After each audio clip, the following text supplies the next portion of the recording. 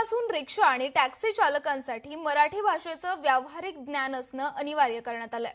मराठीचं ज्ञान नसलेल्या किंवा बोलता न येणाऱ्या चालकांवर कारवाई होणार आहे आणि याचाच आढावा घेतलाय आमच्या प्रतिनिधी मीनाक्षी म्हात्रे यांनी। राज्यामध्ये आजपासून रिक्षा आणि टॅक्सी चालकांवरती कठोर कारवाई केली जाणार आहे। ती म्हणजे मराठी येत नसेल तर मात्र 3 महिन्यासाठी आता त्यांचा परवाना जो आहे तो निलंबित केला जाणार आहे आणि या 3 महिन्यानंतर देखील मराठी बोलण्यासाठी प्रयत्न किंवा मग शिकले नसतील तर मात्र थेट हा परवाना जो आहे तो कायमसाठी रद्द केला जाणार आहे। मी सध्या मुंबईच्या दादर इथल्या टॅक्सी स्टँडवरती आलेली आहे। इथल्या टॅक्सी चालकांना मराठी येते का हे आपण पाहणार आहोत। कितपर्यंत शिकलात तुम्ही? किती दिवस हा प्रॅक्टिससाठी तुम्ही अटेंड केलं होतं? एक हफ्ते किया। काय वाटतं, मराठी यायला पाहिजे? नहीं पाहिजे, आता कम आता है समझ का नाही वाटत? पण महाराष्ट्रामध्ये राहून मराठी आली पाहिजे असं वाटत नाही तुम्हाला? नहीं आता।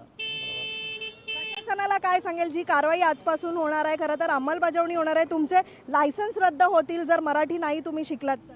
हमको बराबर नहीं था, जो अपना बसा थामा पुढे चला इतना 8-10 शब्द आता है, बराबर उतना पूरा नहीं आता। तुम्ही प्रयत्न पण करणार नाहीये? नहीं करना है। यस आते थोड़ा आते मैडम। किती दिवस तुम्ही शिकलात? 5 दिवस शिकले, परीक्षा झाली। काय वाटतं, मराठी यायला पाहिजे सगळ्यांना? नहीं बरोबर सीख रहे मैडम है। मला सर्टिफिकेट पण दिलेलं आहे। हाँ सर्टिफिकेट अभी दिला नहीं है, बुलाया मतलब बुलावला है। अभी उधर बहुत गर्दी है ना, इसके लिए उन्होंने बोला कि 2-4 दिन बाद आओ। काय नाही घेतलीत मी, माझ्या इथे 45 वर्ष झालेत। हो, आता परिवहन विभाग थेट कारवाई करणार आहे रिक्षा आणि टॅक्सी चालकांना जर मराठी आली नाही तर? चालेल ना? हो मराठीत राहून मराठी आली पाहिजे तुम्हाला? हो मराठी आलेच पाहिजेत। इथे राहतो मी तर मराठी पाहिजेत मला। जे चालक आजही बोलण्यासाठी तयार नाहीत किंवा शिकण्यासाठी पण तयार नाहीत त्यांना काय तुम्ही सांगा? मी कुठे पण बी राहतो तर मला थोडा अभ्यास पाहिजेत। पुढे निकेश मोरेसा, मीनाक्षी म्हात्रे, लोकशाही मराठी, मुंबई।